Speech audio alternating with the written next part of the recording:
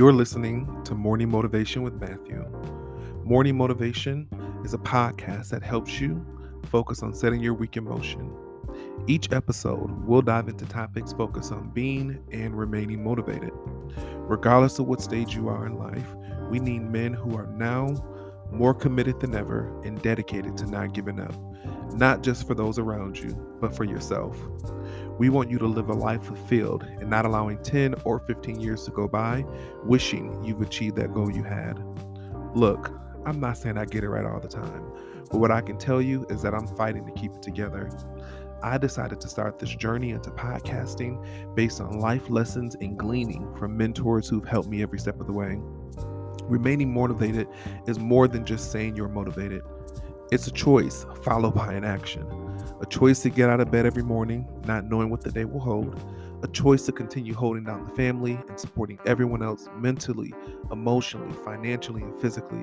Remaining motivated is knowing that regardless of your current situation, you are dedicated to achieving success and inspired by those around you who are making it happen. I'll be sharing my own stories and life experiences. Along the way, I'll have guests who can share insight and resources geared to helping us remain motivated together. I'm sure not all will agree, and I'm sure I'm bound to have some hiccups along the way. What I can promise is we will grow together while remaining motivated, all while keeping it together.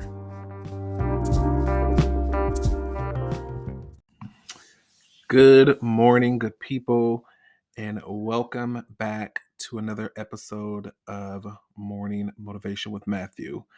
I am so excited that you decided to join us this morning. Whether you're driving to work, taking care of the kids, sitting in traffic, sitting in the office, whatever you're doing, we're happy that you decided to join us on this morning um, with this conversation. So, for starters, I am excited about today because we have a special guest this morning. She is no stranger to Morning Motivation with Matthew and has made an appearance once before last year, but I thought what better time in the beginning of the year to have her join us in order to set the year in motion. So take an opportunity to welcome my queen, my boo, lover of my life outside of Jesus, and my wonderful wife, Ciji. Good morning. Good morning. So, baby, I'm so happy that you decided to join me today. Um, some might be wondering, why is she on again? Because I asked her to be. That's why. All right. In all honesty, my wife is one of my biggest supporters, and oftentimes, not all the time, we talk about the episodes that I'm recording or about to record. She's also usually the first person to listen in on my podcast the moment they drop. And a few weeks ago, we were talking and she was dropping some nuggets that I wanted to share with the world, with those of you who are listening. But before we get into today's topic, I want to allow my queen to introduce herself. So, share with the people a little bit about you. I am Ciji Gamble. We have two boys, so I'm a mom. I am a counselor. I have a private practice, maternal counseling services, where we serve pregnant and postpartum moms. That's a good summary, I think. Is there anything else I should add? You have another business, don't you? Oh, yeah. Launch your private practice. So I've been in private practice since 2016 on my own. I was in group practices prior, and last year maternal counseling services expanded, and now it is a group practice. So Launch Your Private Practice is an additional business. It focuses on assisting people with learning how to create a private practice that they love and that is profitable. Good, good. So, shameless plug, launch your private practice and maternal counseling services by none other than the Miss CGC Gamble. I was going to say doctor again, but Now, I used to call her doctor all the time because I was under the impression that she would eventually go and get her doctorate degree in psychology. But I've stopped putting that pressure owner. I think she got enough eggs in one basket for the time being. Yes, sir. So I'm not gonna bother her with that anymore. But yeah, so um last week we were talking, and um if you've listened to this podcast before, you know that Ciji and I have an Airbnb in our hometown. It's a little dry at the moment, but we're fine with that because we live in a duplex, and have enjoyed the quiet, along with not having to manage the Airbnb. So very grateful for that break. Come spring, we are looking forward to it being full, as well as having a cleaner to take the load. I was gonna say off of us, but CG has already backed out of Yes, helping sir. me with cleaning the Airbnb, but to really take the load off of me while I work on some other projects. And to put some time elsewhere to hire somebody to do some of that work for us. But, anyways, in our time of chatting, we began to talk about our home, our property, and highlighting what we wanted to do with it. So, for CG and I, oftentimes throughout or in the beginning of the year, and we try to do it mid-year. Usually, it kind of gets away from us, but we have yearly planning meetings where we lay out our vacation time, when we're going to go on vacation, where we're going to go for vacation, where we're going to take our boys this year. I would probably say we've traveled more now with kids than we ever did beforehand. That's a little bit backwards, but Hmm. we enjoy, being able to actually take our sons as many places as we possibly can. So they definitely are well versed when it comes to travel. They love Um, hotels. they do. They love being in other people's spaces. Yeah. They love being in their space to an extent. We gonna get into that a little bit more why, but they love being in other people's places. They definitely love being in hotels. We were in Chicago a few weeks ago, right after Christmas, and we spent a few days in Chicago because Chicago's like a second home to us, and we were staying downtown, but I think it was when we went to the Shed Aquarium. So we have a membership with Shed Aquarium and a membership with the Field Museum. So I think it was when we were at Shed Aquarium and we were taught, I don't know if it was Shed Aquarium or maybe at the hotel. We had valet at the hotel, and our 8-year-old was like, "Oh, mom and dad, we're fancy." Oh, because we had the Field Museum Oh, we had stickers. that's what it was. We were able Yeah. to because we had a membership, we were able to go. We didn't have to wait in the line pretty much. We were just able to go through the line and give a sticker so that way we can be highlighted. And he was like, super excited because we were fancy. He likes the perks. He does. He does. And it made us think like, well, he has it honest because his parents do like perks too. We try to pay for good service all the Yeah. time. Um but we have a yearly planning meeting, where we just kind of lay out like what are our goals individually, what are our goals as a married couple, what are our financial goals, what's something that we're wanting to accomplish, what is it that we're going to do to invest in our boys, what is it that we're going to do to strengthen our marriage, and the list goes on. And we begin to talk about our property. So we've been here for 2 years now. We bought a historic home in our community, that used to be a women's shelter and needed a ton of work, um, which I think a ton is a bit, it's probably under what I'm really actually, the emotion behind it is probably a lot greater than what I'm really even actually putting off right now. It needed a lot of work. Good bones, but the internals needed some work. Yeah, definitely needed work. And so we began to talk about like the projects that we wanted to focus on within the property. So we've, like I said before, we've been here for 2 years. We were able to, by the grace of God, I mean, we sold our previous home, our starter home. It was everything that we wanted and needed at the time. In all honesty, um, had we known a little bit more, had we been a little bit more educated in buying a home, we probably honestly would have went with the duplex many years ago. But we just didn't know. We didn't have the education that we needed in purchasing a home, and so we bought a starter home. It was exactly what we needed at the time. I think it was like 3 or 4 bedrooms, 2 bathrooms. It was a really small.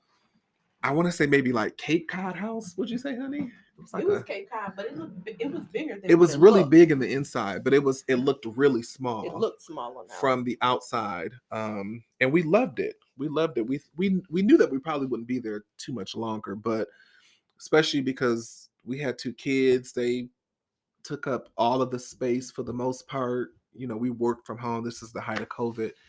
Um, and so it was everything that we needed at the time. But at the height of the pandemic, we So we sold it. And so we sold it. We'll talk about those emotions in a minute, but we sold the home and we set out on this journey to purchase a new home. And luckily enough, in selling that home, because we bought it probably right as the housing crisis was actually starting to get back in a better position. So we'd been there for 10 years. So we had a good amount of equity in it, and we were able to walk away with a good amount of money, not as much as we really wanted, but definitely a good amount of money to be able to invest in this place. And I remember, do you remember the we moved in, I think starting like a Friday or a Saturday, because we had movers to come and move everything in. And we were in the house like that Sunday, and we were M2 looking had around, and we were just like, stuff was everywhere. It was yeah. everywhere. Matthew was starting That Monday, school he on was starting Monday. school. I had to go back Virtual to work. school. I had to go back to work that Monday, and we were sitting here, and we were like, "What in the heck?" We probably didn't say heck, but No, we we were said, like, what did we do? "What? What did we sign up for? Like, why did we move into a fixer upper? Like, of all things." Yeah, we felt like we had some blinders on. Or like We were naive. naive. Well, I would say more like I think some things were hidden, not hidden as far as real estate or the seller or anything of that nature. I feel like if we would have known how much we would have had to do, we probably would have said, nah, maybe another day. I look at it in a different way, and this is probably the visionary in me. I think had we had more time prior to moving in to get some stuff done, we would have felt better and been in a better predicament, Mm-hmm. because we literally closed on like a Wednesday. We moved in on like a Friday or a Saturday, and then I had to go back to work, and Matthew was starting school the very next Monday. Mm-hmm. So we didn't have a whole lot of time for us to really honestly get settled into the home, for us to have somebody come. We didn't have anybody actually to come in and do some painting or change out some floors or whatever the case may be. We have time to Um, process. we didn't. We didn't. Needless to say, this is the height of the pandemic as well, Mm-hmm. right? So we were shifting to our comfortable, cozy house that we've been in for 10 years. We knew everything about, not much to manage, into shifting from a 1,400 square foot home to a 3,600 historic Queen Anne home built in 1885. That flooded. The basement Oh, I flooded did the first week. first week. The water smelled like eggs the first week. That was the first day. It was, yes. It was definitely a transition. However, which we're gonna get to this, it was our, I'm not even gonna say our, I'm gonna say my faith in believing that the vision that was to come, right, or the vision that God had given us or me or whatever the case may be, because I would say initially it was definitely us. Afterwards, it was kind of like, what is going on? But the vision that God had given me to be able to turn this home into something that it hadn't been for a long time. And there's a lot of history in the home too, because with the home previously being a women's shelter, my mom at one point lived in this home. She was in a transition period.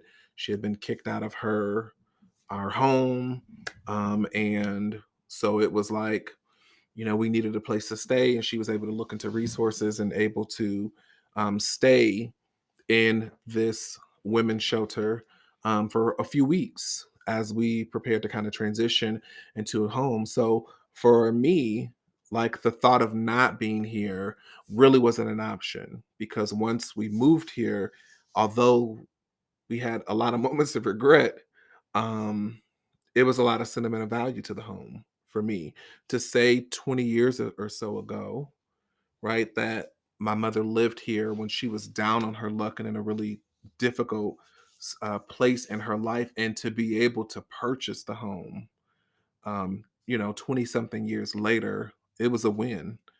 It was a win. Um, Although it was a difficult transition Mm-hmm. trying to really get it to where we needed to get it to. Um, but again, like I said before, I didn't kind of jumped ahead, but we began to talk about projects and that we wanted to focus on within the property. And then we talked a little bit about purchasing other properties as opposed to focusing on our unit. Um, and to go a little bit further, about a few months ago, at the top of I should say last year, in January, we were able to begin renovations in our Airbnb. And in July of last year, we were able to launch our Airbnb. This is almost after almost 2 years of living in the home. We were finally able to actually launch after we were able to find really great contractors who were able to do a phenomenal work on the unit. But you begin to share how we needed to focus on our unit Yes. before large projects in the property, because we haven't had the opportunity to actually enjoy our unit. Mm-hmm.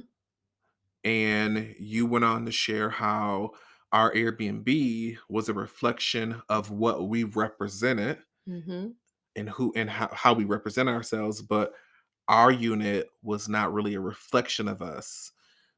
So before we decided to go anywhere else, before we decided to purchase any other property, before we decided to rent this unit out or Airbnb it out, whatever the case may be, we needed to make sure that we updated our unit, one, in order for us to enjoy it, and two, in order for it to represent who we are.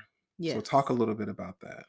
Yes. So with it being a duplex and the other side being renovated, and I just want to kind of express how I see the other side. So the other side where the Airbnb is running, I look at it, it's like a Pier 1. It's a Crate and Barrel. It's Ethan Allen home. It's gorgeous. And I mean, down to the silverware, it is beautiful, to matching the tea kettle matches with The the cabinets. cabinets. The you got art on the wall. It's just beautiful. And so I just really sensed that spiritually it's a representation of the vision that you have. Like Matthew is a visionary. He could say, I see this, and I'm just shaking my head. Yeah, I don't see it. She's a hard to convince her.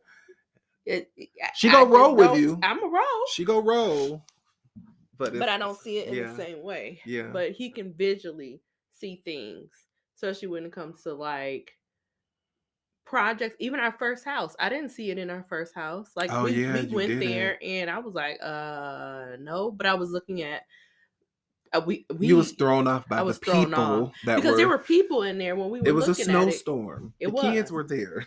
but we digress. However, Matthew has an eye for vision. He is a visionary.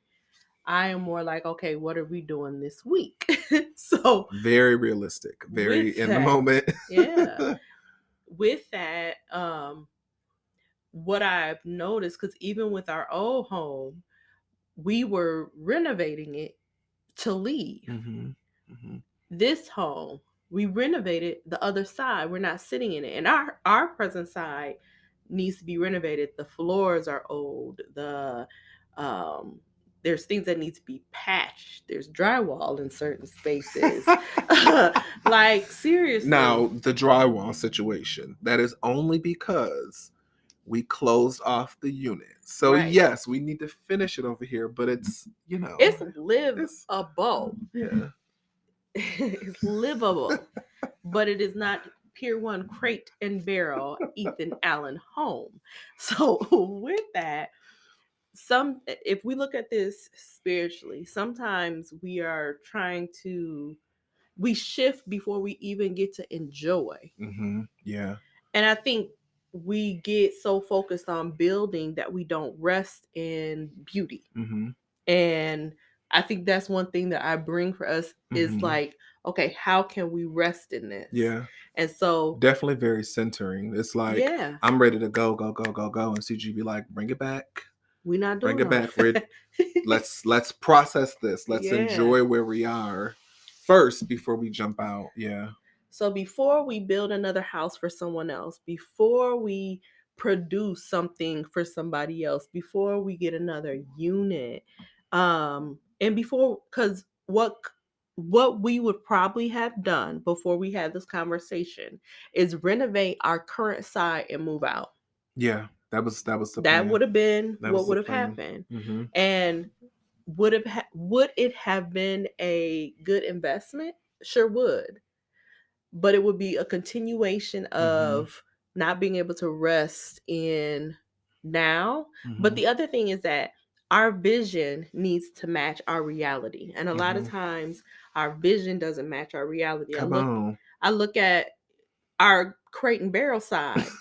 That is the vision. Yeah. It's a figurative version of our life vision. Beauty, Yeah. attention to detail, Yeah. intricacy, being restful, peaceful, artistic. That is the vision of our life. Now let's throw in a little disclaimer though. That don't mean that our unit is like toe up to the flow up though. No, we're not living in like something that is toe up to the flow up, and we have good pieces. Yeah. But I'm thinking of completion, full completion. That's your favorite word. What? Completion. Let's complete. That is, I'm a person that if we're gonna start something, we're gonna finish this. And so with that, I say that as I look at the homework table I started that I ain't finished, but I digress. So with that, we have some beautiful pieces. Yeah. We have wonderful plants in our unit. We have some really nice furniture, and our kitchen is older, you know what I mean? And our floors are mismatched. And it's not as if we are living impoverished on this side. It's actually very comfortable. It's actually homey. It's actually beautiful, but it is not complete. And I feel like part of what I was sensing is that this is an opportunity for completion. This is an opportunity for us to rest in it. This is an opportunity for us to have our vision line up to our current. And so we're going to enjoy this side. We're going to get it beautiful like that and enjoy this side and still be able to invest and produce without us always having to be in a process. Yeah. That's good. We were listening to Pastor Michael Todd a few days ago, and he was talking about a collision with vision. And it made me think about Habakkuk 2:2. And I'm going to paraphrase because I'm definitely not going to read all of it. But it just says, write the vision and make it plain upon tablets that he may run that readeth. And in listening to Pastor Michael Todd, he went on to share that vision has to be valuable. Vision has to be valuable. What do you think about that? Yeah, vision has to be valuable. Well, I think that value is in the eye of the beholder. So that's the first thing. Just like perception is in the eye of the beholder, trauma is in the eye of the beholder. The realization is we come from different filters. And so what you might think is valuable is not what I think is valuable. But if it says write the vision, make it plain so that you can roll with it, I kind of look at it as you have to help other people understand why something is valuable to you. I think part of that is if we're looking at it in marriage, something you might think is valuable, I might not. But you kind of explaining it and sharing helps me get on board. You help explain the value. Just as I talked about the our vision lining up with our current. Yeah. That's a value that I have, is that we are able to enjoy. Yeah. And so kind of sharing it with you helps you understand that value. So values in the eye of the beholder, but part of that is communicating your value to others. Yeah, absolutely. I remember when we were going through the whole process of selling our former home, which again, like I said, we were extremely comfortable in. It was affordable, it was manageable. We had a really big backyard, a 2-car garage, which we miss. I see Ciji closing her eyes and reminiscing. And I remember the house went on the market on my birthday. Birthday, it went live. And shout out to our realtor, Tawala Lockett, who is thebomb.com. Lockett Jones Realty. Lockett Jones Realty. We absolutely love her. And she was very instrumental in helping us get through the process. And even in moments of frustration, even in moments when like our house went on the market, we had like 6 to 8 offers. We had like, an offer before we showed we even showed the home, and then multiple offers, the day that we showed it, as much as 20 over asking. And she was so intricate in the process, because after we sold our home, we had to look for a new home. And when we seen that this home was on the market, it was a very difficult process, so much so that we lived on the other side of town. We would actually come to the house often. I would always tell CJ, like, I need to stop by so we can pray, because the seller was just very difficult to deal with. And even Twyla, being able to have a realtor who believed, she had the faith to believe that if this is a home that we wanted, that God would be able to give it to us. And so she played a really intricate part in the process. And even in our moments where we were like, this ain't gonna work, she reassured us, that we were in prime location with so much development getting ready to happen downtown, and just how, everything that we sold into the home throughout the entire process, like, we would reap it. And I remember you had a conversation with your aunt a few months ago, and she was saying how, like, we did it, like, we actually did it. And a lot of that came with us just having the faith. Like, it was difficult to see the vision oftentimes, especially when something was going wrong with the house and having to actually do the renovations. However, like, we were able to push past our emotions, right? Our flesh per se, and really actually be able to allow God to work throughout this entire process, which was just eye-opening. It kind of reassured me even more, like, that this is just the beginning of what's to come.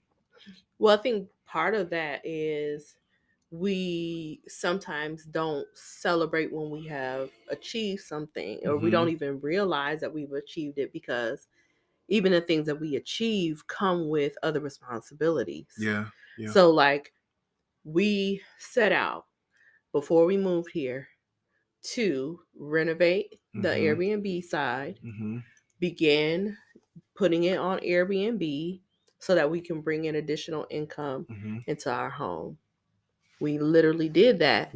But then we're also focusing on, okay, what's next? Do the Airbnb guests have what they need? How can we make it more comfortable? And so we get into the additional responsibilities after we have achieved something, because the things that you achieve come with responsibilities. That you forget that this was on a vision board, or this was on a checklist somewhere.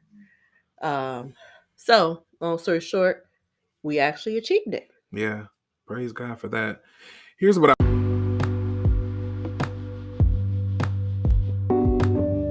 want to leave you with as we wrap up, because CJ and I could go on and on and on forever. It's Hebrews 11:1. The fundamental fact of existence is that this trust in God, this faith, is a firm foundation under everything that makes life worth living. It's our handle on what we can't see. The act of faith is what distinguished our ancestors and set them above the crowd. This is the Message version, I believe, of Hebrews 11:1. And so what I want to leave you with more than anything is just have the faith to believe that the vision, whatever vision God set before you, it will come to pass. Amen. And I want to leave it there. Hey, thank you all so much. Again, like I said before, Ciji and I could go on and on, but thank you all so much for tuning in to Morning Motivation with Matthew. Hey, quick plug for you all. Next month is February, Black History Month. I have a fun and exciting 2-part episode coming up next month with some of Ciji and I's best friend, all married couples, I guess in honor of Valentine's Day. So be sure to be on the lookout for those upcoming episodes. It is going to be absolutely hilarious because our friends are off the chain. We have some funny friends. And they are ready to bring the heat. So thank you all again for joining in on Morning Motivation with Matthew. We love you. Have a good one.